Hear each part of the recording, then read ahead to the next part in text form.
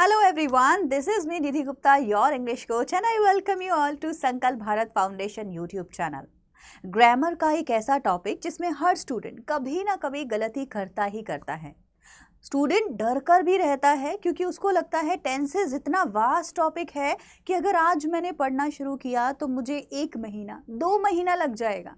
आपने ऐसे थंबनेल्स भी देखे होंगे जहां लिखा होता है कि 2 महीने में टेंसेस सीखें, 2 महीने का टेंसेस हम 2 घंटे में कराएंगे। अरे भाई, मेरे हिसाब से टेंसेस बहुत इजी टॉपिक है, पूरी ग्रामर इसके ऊपर बेस्ड है। तो टेंसेस सीखना नंबर 1 बहुत इंपॉर्टेंट है, नंबर 2 टफ नहीं है, बहुत इजी है।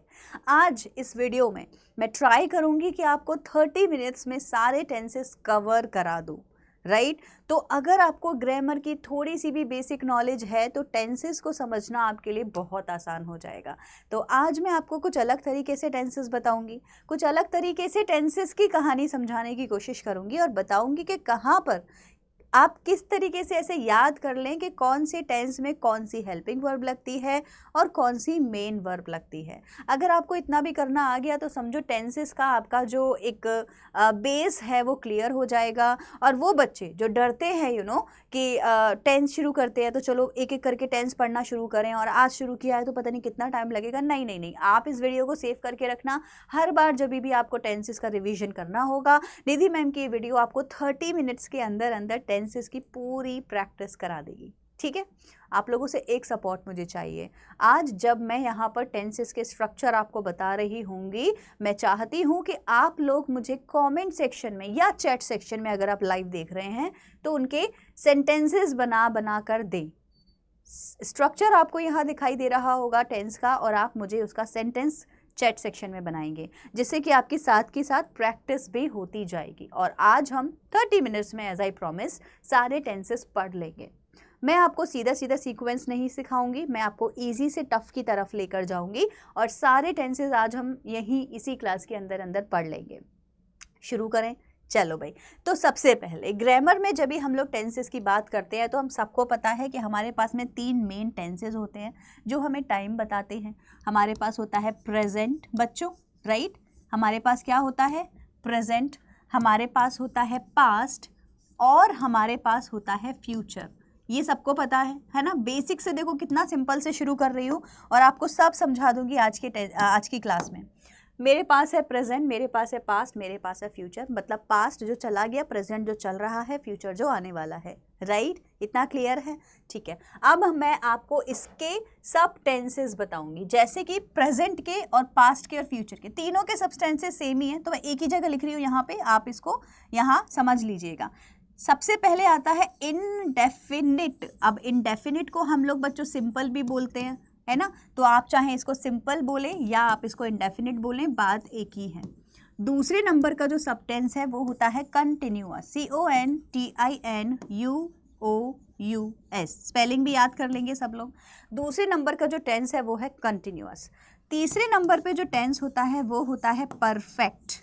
और चौथे नंबर पे जो सब टेंस होता है वो होता है परफेक्ट कंटिन्यूअस, CONTINUOUS।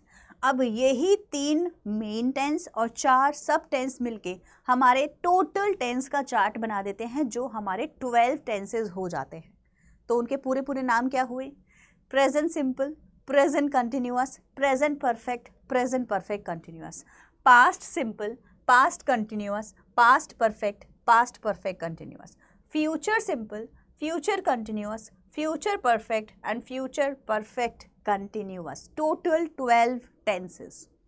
अब इसमें से कुछ टेंस तो ऐसे होते हैं जो हम बहुत ज़्यादा यूज़ करते हैं, जैसे कि कंटिन्यूअस के टेंसेस एंड परफेक्ट के टेंसेस। और कुछ टेंसेस होते हैं जो हम बहुत कम यूज़ करते हैं, जैसे कि परफेक्ट कंटिन्यूअस। इसमें भी प्रेजेंट परफेक्ट कंटिन्यूअस तो होता भी है, past perfect continuous and future perfect continuous तो यूज़ ही नहीं होता बच्चों, बहुत कम होता है। लेकिन हम 12 टेंसेस में इनको गिनते हैं और उसी की वजह से परेशान भी रहते हैं। कोई बात नहीं, आज हम इनको उस तरीके से सीखेंगे जो हमें ईजिली समझ आ जाए। ठीक है, तो मैं कैसे शुरू कराऊंगी? मैं आपको आज परफेक्ट से शुरू कराने वाली हूँ। सबसे पहले समझेंगे परफेक्ट टेंस कैसे यूज़ होता है, कहाँ यूज़ होता है, स्ट्रक्चर इसका कैसे लगता है, और फिर धीरे धीरे आगे इजी से टफ की तरफ बढ़ेंगे और आज ही सारे टेंस कवर करेंगे, ठीक है। चलो, तो सबसे पहले एज आई प्रॉमिस्ड हम लोग परफेक्ट टेंस के बारे में पढ़ लेते हैं कि परफेक्ट टेंस में होता क्या है, ठीक है जी। तो सबसे पहले आज हम लोग कवर करेंगे परफेक्ट टेंस में होता क्या है। सो कौन सा परफेक्ट लिखूं? परफेक्ट लिखती हूँ बस, ठीक है। प्रेजेंट परफेक्ट, पास्ट परफेक्ट हम लोग अपने आप से देख लेंगे। अब देखो परफेक्ट का मतलब क्या हो गया बच्चों?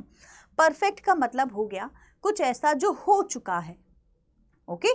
टेंसेस में परफेक्ट का मतलब है जो हो चुका है। अगर तो ये प्रेजेंट परफेक्ट है, अगर तो ये प्रेजेंट परफेक्ट है तो मतलब कि अभी अभी हो चुका है। पास्ट परफेक्ट है तो थोड़ा पास्ट में हो चुका है। फ्यूचर परफेक्ट है तो फ्यूचर में होगा, इस टाइम तक हो चुका होगा। बाय इवनिंग ये काम हो चुका होगा। लेकिन चुका है वाला जो साउंड है, काम के कंप्लीशन का जो वर्क है, वो हमें परफेक्ट साउंड में पता चलता है। Completion of a work is perfect. Clear हो गया? तो अब इसकी जो प्रेजेंट, पास्ट, फ्यूचर है, उन तीनों की खासियत क्या है? क्यों हम स्ट्रक्चर में बोल रही हूँ कि इसके ईजी होते हैं? चाहे तो इसका प्रेजेंट स्ट्रक्चर हो बच्चों, चाहे तो इसका पास्ट स्ट्रक्चर हो, और चाहे तो इसका फ्यूचर स्ट्रक्चर हो। याद करना बहुत आसान है। कैसे याद करेंगे? कैसे याद करेंगे? सब में सब्जेक्ट होगा, ठीक है। सब में क्या होगा? एक एक सब्जेक्ट होगा। सब में हेल्पिंग वर्ब होगी, वो होगी हैज़, हैव, हैड। फ्यूचर है तो विल लगेगी, अदरवाइज हैज़, हैव तो होनी ही होनी है। और वर्ब तो और भी मजेदार है। वर्ब की third form every time, and it's done, that's it, खत्म आपका परफेक्ट टेंस। कैसे सॉल्व करेंगे? प्रेजेंट परफेक्ट में क्या लगता है? हैज लगता है, हैव लगता है, बस, ठीक है। वर्ब की कौन सी फॉर्म लगेगी बच्चों? Third form. कौन सी वाली? Third form.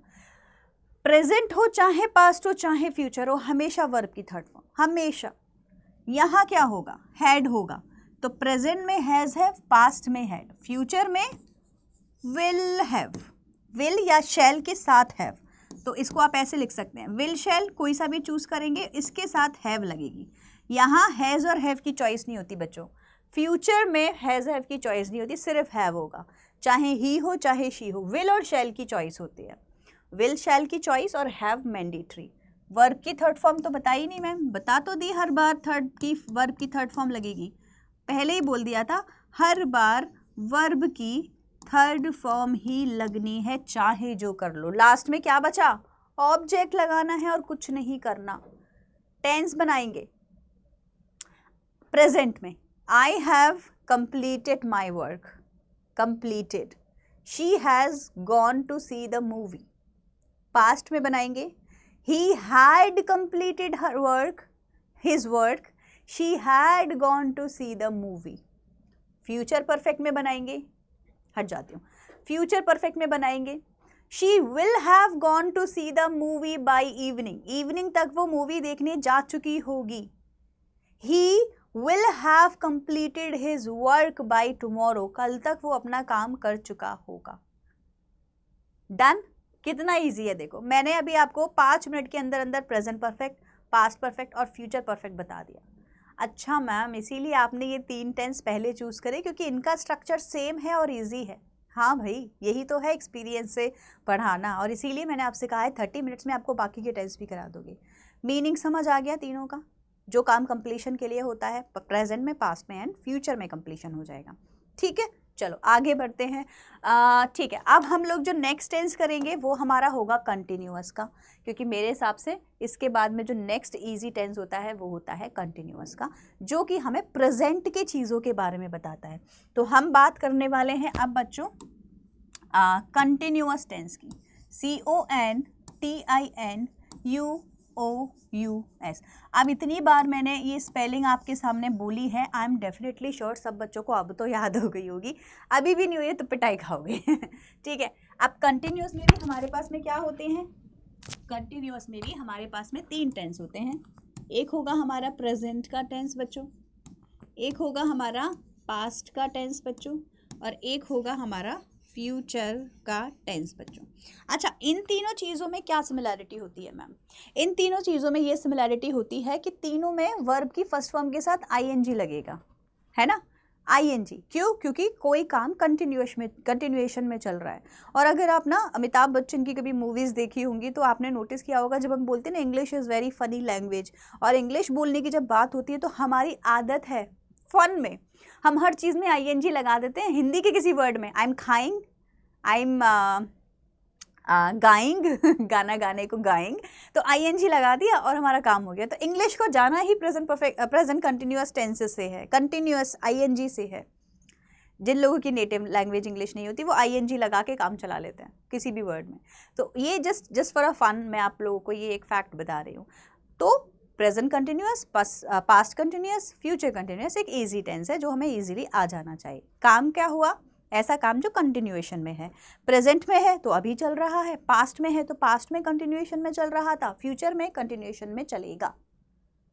ठीक है, अब हम देखते हैं इसका स्ट्रक्चर वाइज बहुत इजी है, कुछ नहीं करना है, समझ लेते हैं एक बार कैसे यूज होगा।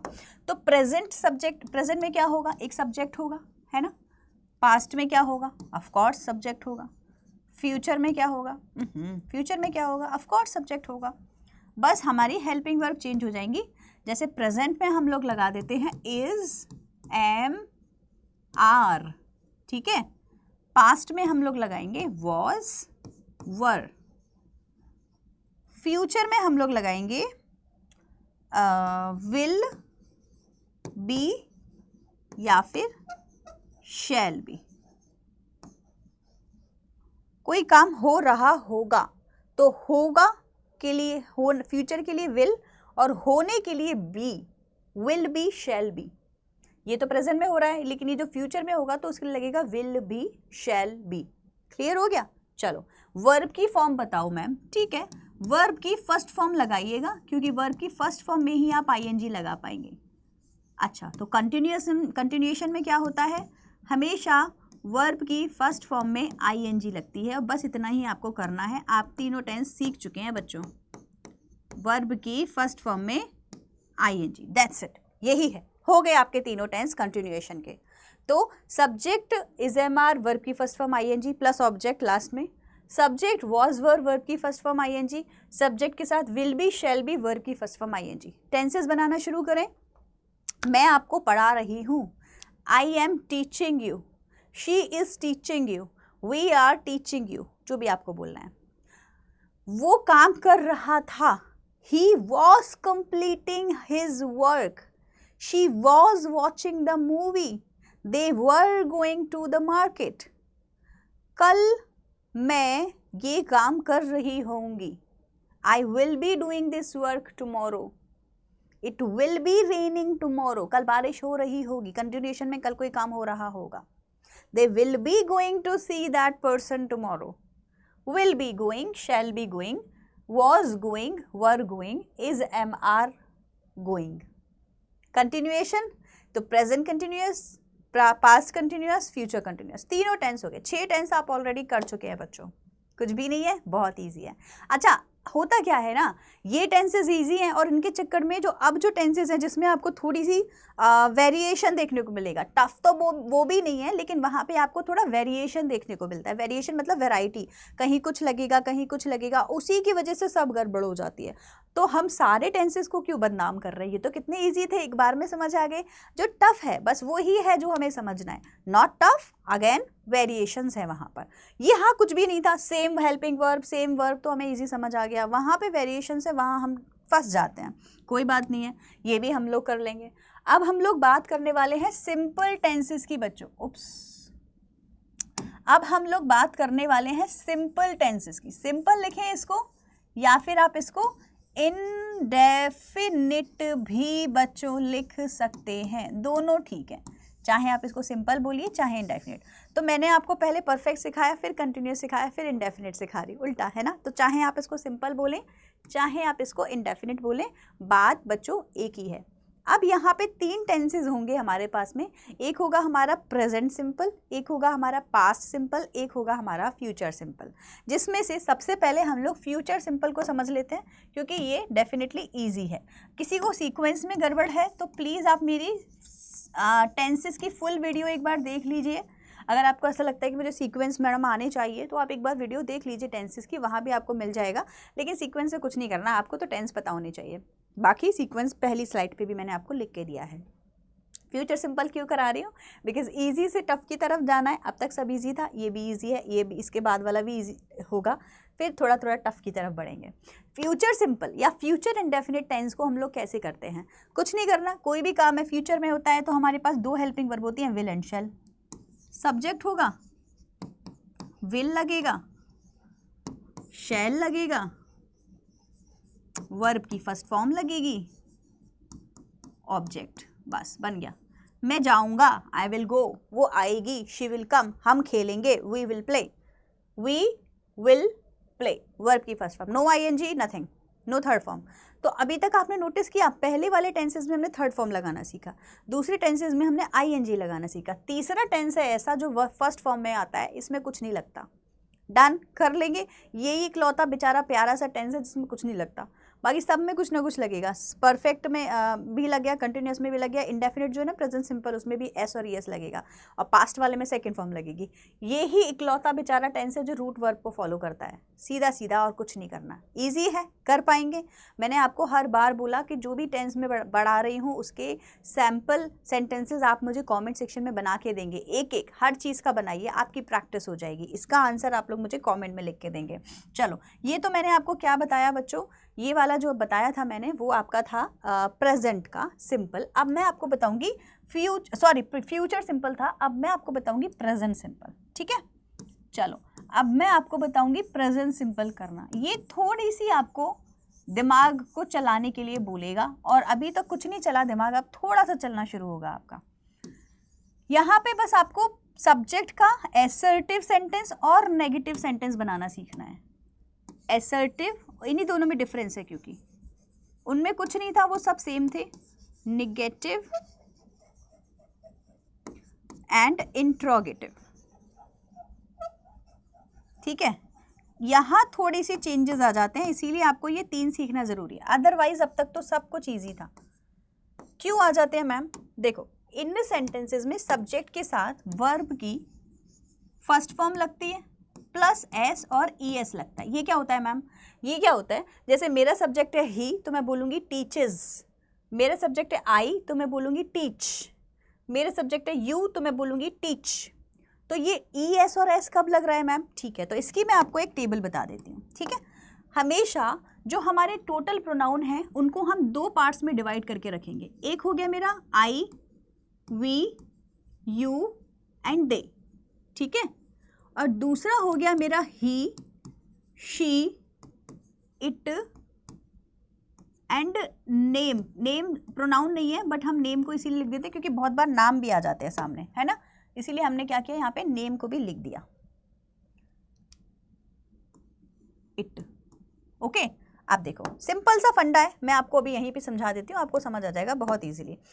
यहाँ एस और एस मैंने लगाया है तो कहाँ लगेगा वर्ब के साथ, कहाँ नहीं लगेगा, ठीक। तो वर्ब के साथ एस और एस यहाँ नहीं लगता, क्रॉस, और यहाँ वर्ब के साथ एस और ईएस कुछ भी लगाना है वो लगता है। अभी डू डज सिखाऊंगी, अभी से लिख देती हूँ, बाद में भी समझाऊंगी कि क्या लिखा है। यहाँ पे डू लगेगा और यहाँ पे डज लगेगा बच्चों। कब होगा डू डज अभी बताती हूँ, बाकी जिनको पता है वो तो समझ गए होंगे। तो वर्ब की फर्स्ट फॉर्म में एस और ईएस लगता है और लास्ट में लगेगा ऑब्जेक्ट। एक एक सेंटेंस बनाएंगे सब लोग। प्रेजेंट सिंपल जो टेंस है वो हमारी हैबिट्स, हमारे डेली रूटीन, फैक्ट्स के बारे में बात करता है। जैसे मैं रोज सुबह मॉर्निंग वॉक पर जाती हूँ तो मैं बोलूँगी I go to walk for walking every morning, और I go for a walk every morning. I take bath at 5 AM, I study 2 hours daily. ये सब मेरे हैबिट्स हैं या मेरा डेली का रूटीन है। आई स्टडी वर्ब की फर्स्ट फॉर्म डेली। अच्छा, मैंने बोला आई स्टडी, बट अगर शी होगा तो मैं क्या बोलूँगी, she studies, I go, she goes, we read, she reads, they see, she sees. तो आई वी यू दे के साथ एस नहीं लगाएंगे वर्ब में, और ही शी इट के साथ लगाएंगे। या किसी का नाम है नेहा, श्याम, राम, गोपाल, शीला, जो भी नाम होगा उसके साथ में लगाएंगे। ठीक है, इतना आपको क्लियर हो गया। तो अब तक हमने क्या सीखा है बेटा? अभी तक हमने सीखा है वर्ब की फर्स्ट फॉर्म में एस और यस कहाँ कहाँ लगेगा। ये क्या लिखा है मैडम आपने? डू और डज। ये लगता है बेटा नेगेटिव में।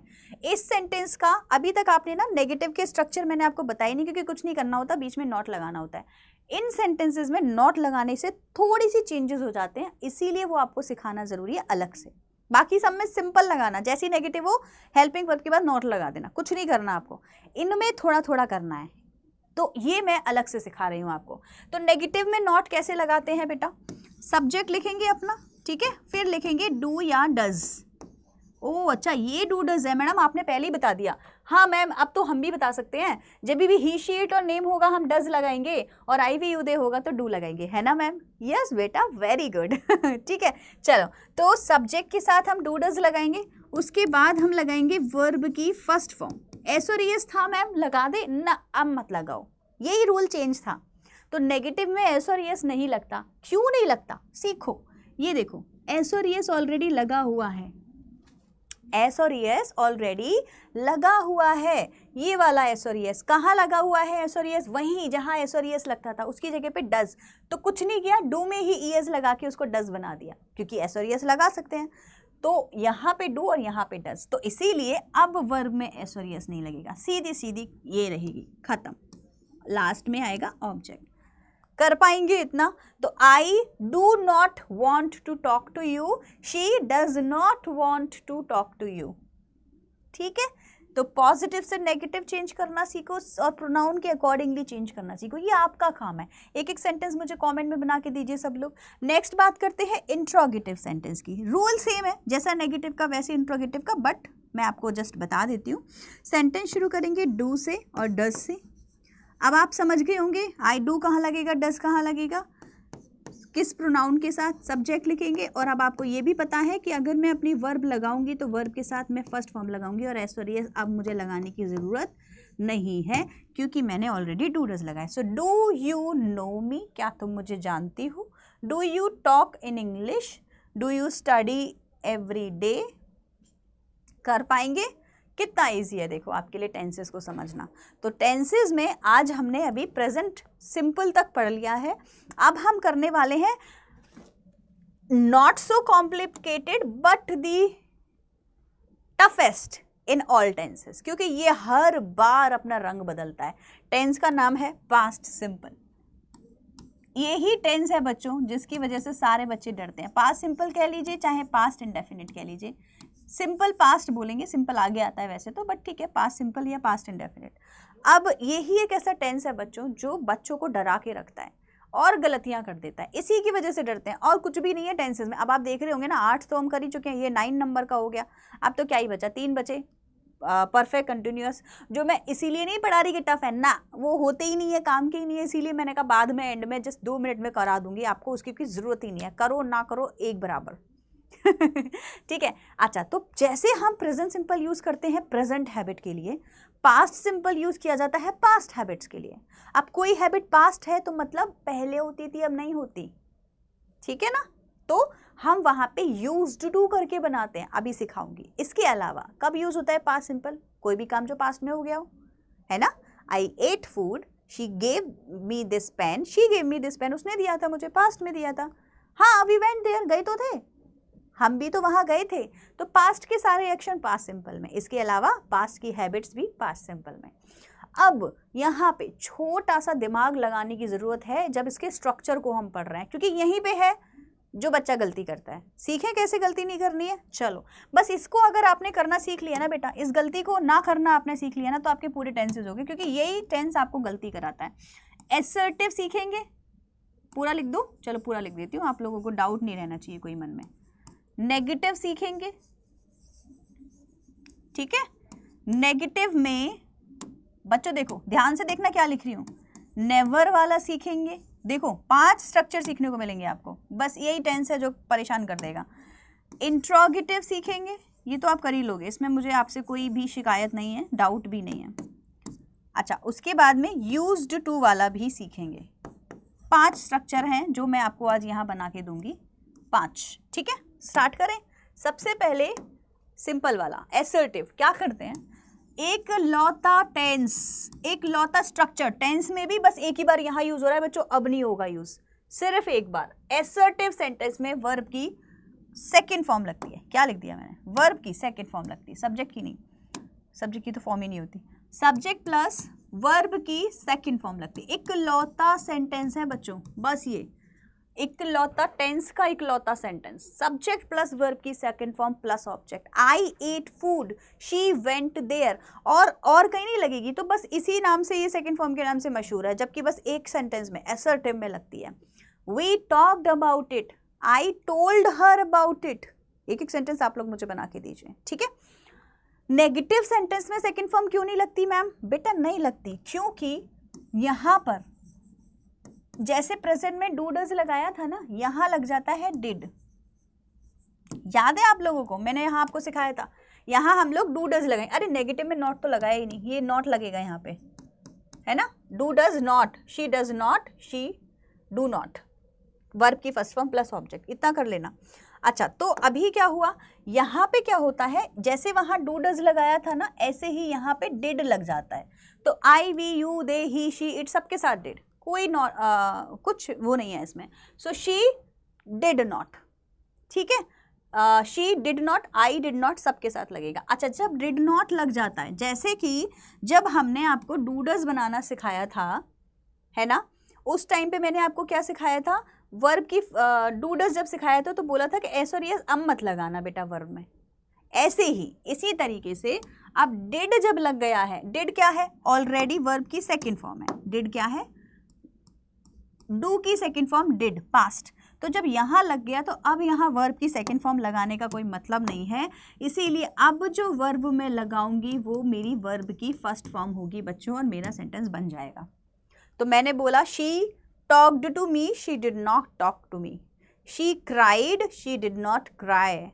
She completed her work, she did not complete her work.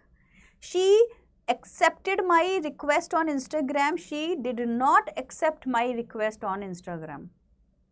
Clear हो गया? तो ये बहुत बड़ा मिस्टेक है जो बच्चे बड़े सब लोग करते हैं जब वो डिड नॉट बोलते हैं, तो डिड के साथ वर्ब की सेकंड फॉर्म लगा देते हैं। नो, डिड के साथ ओनली वर्ब की फर्स्ट फॉर्म। जब मैं नेवर लगाऊंगी तो क्या करूंगी मैम? बेटा बस यही तो बात है नेवर लगेगा तो नॉट नहीं लगेगा, ऑब्वियसली नेवर और नॉट तो नहीं लगाना ना। जब नॉट नहीं लगेगा तो डिड नहीं लगेगा, और डिड नहीं लगेगा तो वर्ब की फर्स्ट सेकंड फॉर्म फिर से लगानी पड़ेगी जो हमने ऊपर लगाई थी। तो नेवर वालों में भी सेकंड फॉर्म लगती है। कैसे बनाएंगे? Subject plus never plus verb की सेकंड फॉर्म प्लस ऑब्जेक्ट। कैसे बनाएंगे? She did not talk to me, she never talked to me, did never नहीं होता, ठीक है। She never completed her assignment, I never went to meet her. I did not go to meet her. I never went to meet her. ये याद कर लो आप, इस तरीके से बोलना। याद से मेरा मतलब है हैबिचुअल हो जानी चाहिए टंग आपकी कि गलतियाँ करे ही ना। डन हो गया? चलो आगे बढ़ते हैं। इंट्रोगेटिव सेंटेंसेस में डिड पहले आ जाएगा, और देखो डिड आ गया है, अब आपको कुछ नहीं करना है, वर्ब की फर्स्ट फॉर्म ही लगेगी क्योंकि डिड ऑलरेडी आ चुका है। एक सेंटेंस आप लोग मुझे कॉमेंट में बना के देंगे बच्चों। अच्छा, अब लास्ट बचा आपका यूज टू वाला। अलग से क्यों सिखा रही हूँ मैं? ये हमारी हैबिट्स के बारे में बताता है जो पास्ट में थी। हैबिट्स कौन सी वाली? पास्ट की। तो पास्ट हैबिट्स के बारे में ये बताता है बच्चों, राइट। कैसे बनेगा सेंटेंस? सब्जेक्ट लिखेंगे, फिर सीधे यूज टू आ जाएगा। अब यूज्ड क्या हो गया? दिमाग चलाओ। जैसे डिड में फॉर्मूला था, सेम यहाँ पे यूज्ड ऑलरेडी यूज की सेकेंड फॉर्म हो गई। तो अब जो मैं वर्ब लगाऊंगी वो कैसी होगी? फर्स्ट या सेकंड? फर्स्ट, क्योंकि यूज्ड ऑलरेडी सेकंड फॉर्म है। इससे ना आप एक चीज समझ लो, एक रूल समझ लो ग्रामर का। किसी भी सेंटेंस में चाहे कितनी भी वर्ब हो, verb not helping verb, helping verb तो एक ही होगी हमेशा, जब तक कंजक्शन नहीं आ जाता। मैं एक सेंटेंस की, एक क्लॉज की बात कर रही हूँ। ऐसा जो क्लॉज होता है जिसमें सब्जेक्ट होता है, वर्ब होती है, हेल्पिंग वर्ब होती है, ऑब्जेक्ट होता है ना। किसी भी ग्रामर के एक क्लॉज में हमेशा पहली जो वर्ब होगी उसका ही फॉर्म चेंज होगा। First, second, third, ES, ING जो भी लगाना है, उसके आगे सब कुछ रूट फॉर्म में, बेसिक फॉर्म में चला जाता है। कभी ऐसा नहीं होता कि इसकी चेंज होगी इसकी भी हो गई, या इसकी तो हुई नहीं इसकी होगी, ना, बस इसकी होगी। तो आपने देखा होगा डिड लग गया तो अब यहाँ कुछ नहीं करना, यूज टू लग गया तो आगे कुछ नहीं करना। या बहुत सारे सेंटेंसेस है, आई वेंट टू सी हर, अब वेंट एंड सी दो वर्ब हो गई। गो की वेंट तो कर दी, पर सी की सॉ नहीं करेंगे, एक ही होगी, है ना। या ऐसे नहीं होगा आई गो टू सॉ हर, ना, I went to see her. Went पहली वर्ब में ही काम करना है, जो भी करना है, चेंजेस। यूज टू ऑलरेडी हो गया तो वर्ब नहीं, तो I use to go to see movie, I use to play cricket, I use to worship God, I use to see movies, जो भी आपका सेंटेंस बनता है। एक एक सेंटेंस सब लोग मुझे बना के देंगे। तो आपको लग रहा होगा मैडम ये जो आपने सिखाया है ना पास्ट सिंपल थोड़ा सा टफ है, बट कुछ नहीं, एक बार आप स्क्रीनशॉट ले लेंगे, सारे स्ट्रक्चर मैंने आपको यहाँ लिख के दे दिया, आपके लिए बहुत ईजी हो जाएगा। All right all right all right all right. अब आपके पास में एक ही चीज़ है जो बची है बच्चों, वो है आपके परफेक्ट कंटिन्यूअस के टेंसेस। परफेक्ट कंटिन्यूएशन, है ना। अच्छा, अब इस टेंस में क्या करना है मैम? कुछ भी नहीं करना बेटा, बहुत ईजी, अभी सिखा रही हूँ आपको, चिंता मत करो, आपको सब कवर हो जाएगा। परफेक्ट कंटिन्यूअस के जो टेंसेस होते हैं, इसमें एक तो सिंस फॉर का इशू रहता है बच्चों को, वो मैं आपको नेक्स्ट स्लाइड पे अभी करा दूंगी। सिंस फॉर कहाँ लगाना है, कहाँ नहीं लगाना, ठीक है। सिंस फॉर के अलावा स्ट्रक्चर वो आपको मैं बता ही देती हूँ कि कहाँ यूज़ होते हैं। तो देखो, present perfect continuous, past perfect continuous, future perfect continuous, हर जगह तभी यूज़ होते हैं जब हम कोई काम को पहले से करते आ रहे हों और वो आगे चला आए, अभी तक चल रहा है। पास्ट में शुरू हुआ, अभी तक चल रहा है। फ्यूचर में कोई काम होना है और चलते जाना है। ये होते हैं प्रेजेंट पास्ट परफेक्ट कंटिन्यूअस की एक्सरसाइजेज। अब जिसमें से past perfect continuous, future perfect continuous कभी यूज़ नहीं होता, प्रेजेंट परफेक्ट कंटिन्यूअस होता है। I have been teaching you since last 30 minutes, है ना। तो ये यूज़ हुआ और मैंने सिंस फॉर भी लगाया। तो सिंस फॉर कहाँ लगेगा, ये आपके लिए जानना जरूरी है। और तीनों के स्ट्रक्चर, तो स्ट्रक्चर पढ़ लेते हैं। और स्ट्रक्चर तो बहुत ही ईजी है, आईएनजी लगेगा, बिन लगेगा, सब में कुछ नहीं करना। तो मैं सीधे सीधे स्ट्रक्चर लिख दूँ यहाँ पे। ये हो गया मेरा प्रेजेंट का, ठीक है, ये हो गया मेरा पास्ट का, और ये हो गया मेरा फ्यूचर का। और दूसरी स्लाइड पे आप लोगों को क्या सिखा दूंगी, सिंस फॉर सिखा दूंगी। हो गया आपके टेंसेस खत्म सारे। चलो, सब्जेक्ट प्लस हैज़ बिन और हैव बिन, तो has have plus been plus verb की first form plus ING plus object and plus since and for. Since for के आगे जो भी टाइम एक्सप्रेशन आपको लेना है आप ले सकते हैं, कुछ तो टाइम एक्सप्रेशन आपका रहता है, ठीक है। पास्ट में क्या करेंगे, सब कुछ सेम है बच्चों, कुछ नहीं करना, बस हैज़ हैव की जगह हैड हो जाएगा, बाकी सब सेम। आपको परफेक्ट में भी सिखाया था ना, प्रेजेंट में हैज़ हैव और पास्ट में हैड, सेम वही वाला है। बिन लग जाएगा, वर्ब की फर्स्ट फॉर्म में आईएनजी लग जाएगा, ऑब्जेक्ट लग जाएगा, सिंस एंड फॉर लग जाएगा, बाद में आप टाइम लगा देना। फ्यूचर में सब्जेक्ट होगा हमारे पास में, क्या करेंगे, हमेशा चॉइस होती है विल शैल में, हैज़ हैव में चॉइस नहीं होती है, हमेशा याद रखना हैव लगता है, फिर प्लस प्लस हैव, है ना। विल शैल में चॉइस होगी, हैव साथ में लगेगा, और साथ में क्या लगेगा, बिन लगेगा। कभी नहीं बनता ये स्ट्रक्चर, इसकी ज़रूरत ही नहीं है, बस पढ़ लो, पढ़ा रही हूँ तो पढ़ लो, अदरवाइज ऐसे मत सोचना कि इसको याद करना टफ है, ईजी है, ये आएगा ही नहीं पेपर में। Since and for. अब मेन फंडा मैडम ये स्ट्रक्चर नहीं था, ये तो आपने पढ़ा दिया, हम समझ भी गए, लेकिन हमको जानना है सिंस कहाँ लगेगा, फॉर कहाँ लगेगा, तो वो मैं आपको लास्ट की स्लाइड पे बताऊंगी। और ये हो सकता है आपको थोड़ा सा टाइम इसमें समझने में लगे। तो हमारे पास में दो चीज़ें हैं, एक है हमारे पास में बेटा सिंस और एक है हमारे पास में फॉर, ठीक है। बट कोई नहीं, मैं आपको समझा देती हूँ थोड़ा टाइम लेके, चिंता नहीं करो, हो जाएगा। जो सिंस है वो आपका सर्टेन टाइम के लिए आता है बेटा, सर्टेन टाइम, सर्टेन मतलब निश्चित समय, मैं समय देख के बता सकती हूँ कि काम कब हुआ है एग्जैक्टली। फॉर आता है अनसर्टेन टाइम के लिए, मतलब मैं समय देखकर नहीं बता पाऊंगी कि काम एग्जैक्टली कब हुआ है, बस ये बता सकती हूँ कि 2 महीने 3 महीने पहले हुआ है, पर कौन से महीने में हुआ है मैं नहीं बता पाऊंगी, सर्टेन में बता पाऊंगी, बस यही है जो आपको पता होना चाहिए।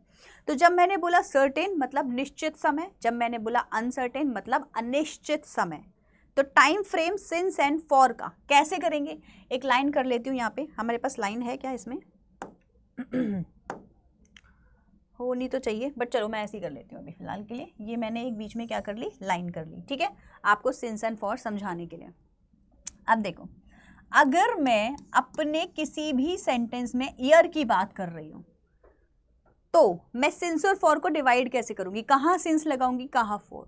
अगर मुझ पे उस ईयर का ना एक्चुअल ईयर पता है, जैसे कि 1987, 2001, 2023, ये सब मेरे सिंस में आएंगे, क्योंकि मैं आपको प्रॉमिस कर रही हूँ उस ईयर के बारे में जिसके बारे में मैं आपको बताना चाहती हूँ, प्रॉमिसिंग नंबर है ये। तो आपने 10th कब करी, मैंने 2005 में, आपने कब करी, अरे 2011 में, अच्छा, अरे आपकी शादी कब हुई, अरे हमारी तो अभी तो हुई है 2022 में। आपने एग्जैक्ट ईयर बता दिया ना, तो ये आपका क्या हो गया, सर्टेन टाइम हो गया। अभी मैं आपसे पूछूं आपकी शादी कब हुई, आप कहेंगे अभी 2 साल पहले, तो अब 2 साल पहले कब के 2 साल, कौन से 2 ईयर में, हमें नहीं पता। आपने वो स्कूल में पढ़ाया है ना, हाँ पढ़ाया है, कितने साल, मैंने पढ़ाया था 2003 से 5 में, एग्जैक्ट टाइम हो गया, मैंने बोला मैंने पढ़ाया 2 साल। अब आप बोलोगे 2 साल कौन से, आ गई ना अनसर्टेनिटी की बात। तो इसी अनसर्टेनिटी की हम लोग बात कर रहे हैं। तो यहाँ अगर मैंने आपको ऐसे लिखा 2 ईयर, 3 ईयर, तो ये मेरा अनसर्टेनिटी की बात करता है। समझ में आ गई ये चीज़ आपको। तो जब मैं ईयर की बात कर रही हूँ तो इस तरीके के एग्जाम्पल मेरे पास में दिखेंगे जब मैं सिंस और फॉर की बात करूँगी। दूसरा देख लेते हैं, जब मैं मंथ की बात कर रही होंगी बच्चों, किसकी, मंथ की, MONTH, तो जनवरी से लेके दिसंबर तक कुछ भी मैं बताऊंगी वो सब मेरा सर्टेन टाइम होगा। अरे हम लोग लास्ट कब मिले थे भाई, जनवरी में तो मिले थे ठीक है। अच्छा, तुमने इंग्लिश सीखी थी ना, कितने टाइम सीखी थी, मैंने जनवरी से मार्च तक सीखी थी, तुमने, मैंने 3 महीने, अरे कौन सी 3 महीने, अनसर्टेन टाइम, मैंने 3 महीना सीखी, 3 मंथ्स सीखी, कौन सी 3 महीने मुझे नहीं पता। अच्छा अभी ना इसमें एक और चीज़ है, जैसे आज से 3 महीने बताऊंगी ना तो वो सर्टेन टाइम होगा, लेकिन आज से लिखने के लिए मुझे एक वर्ड लिखना पड़ता है, तो मेरा ये सब सिंस में कन्वर्ट हो जाएगा। कब होगा वो अभी मैं लास्ट में बताऊंगी, अभी इतना इतना समझते जाओ। क्लियर हो गया मंथ का, ठीक है, चलो मंथ का क्लियर हो गया जी। अच्छा मंथ के बाद अब हमारे पास में क्या आया, वीक आया भाई, वीक, वीक की बात करते हैं। वीक में मेरे पास में जितने भी एक वीक के अंदर डेज होते हैं, मंडे से लेके संडे तक, है ना, Monday Tuesday Wednesday Thursday Friday में कुछ भी वर्ड यूज करूंगी सब मेरा वीक में आ गया।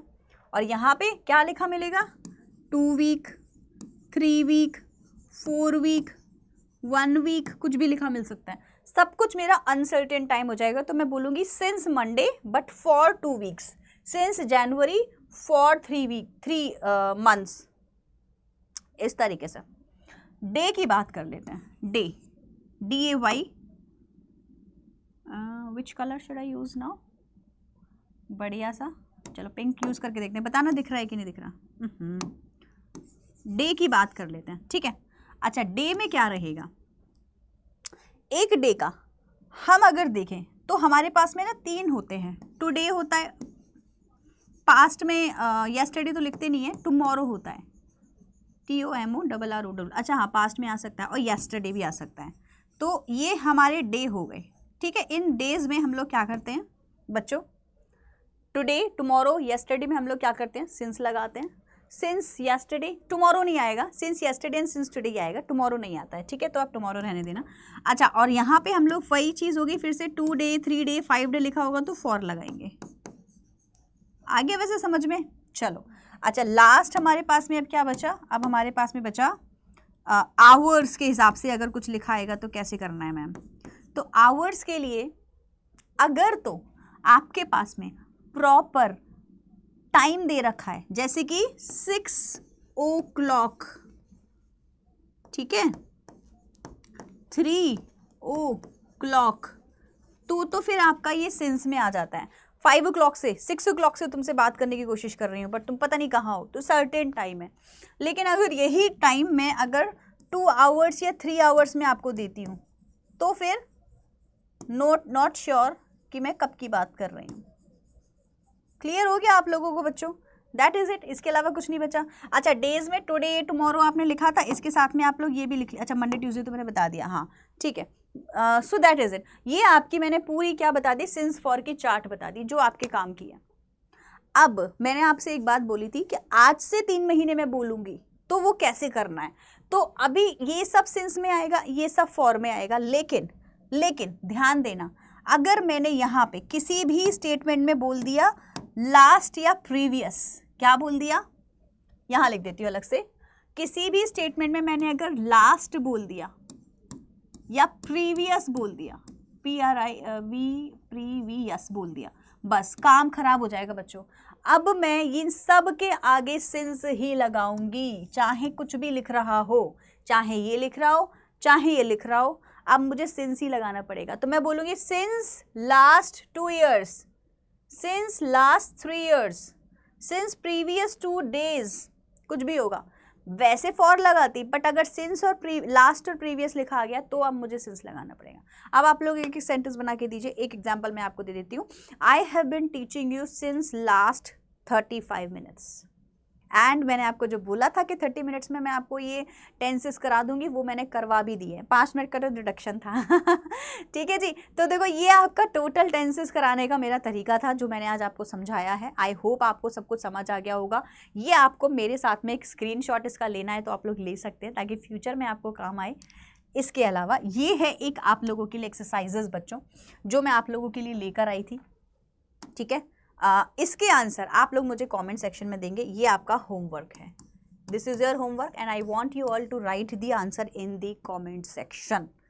That is it in today's video. I hope आपको ये सॉल्व करने में अब इजी हो जाएगा।